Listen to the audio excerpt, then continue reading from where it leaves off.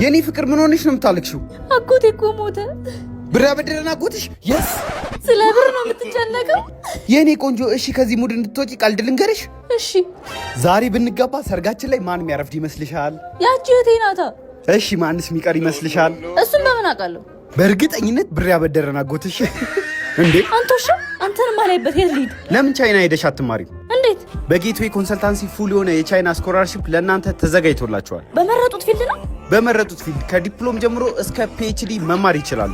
በስንት ወር ይጨርሱልኛል? በ3 ወር ፕሮሰስ ውስጥ ብቻ ቻይናን ልኩታለን። እዛም ሲደርሱ ተቀባይ ስላዘጋጀንሎት ሀሳብ እንዳይገባው። እዛ ሄደን ገቢ ከሌለንስ? ፖኬት መኒ ያለው እየተከፈላችሁ የምትማሩበት ፉል የሆነ ስኮላርሺፕ ነው ጌትዌይ ያዘጋጀላችሁ። አድራሻቸውን ልነግረኝ ትችላለህ? አድራሻችን ቦሌ አለምነሽ ፕላዛ 5ኛ ፎቅ ቢሮ ቁጥር 522 ያገኙናል። ስልክ የላቸው?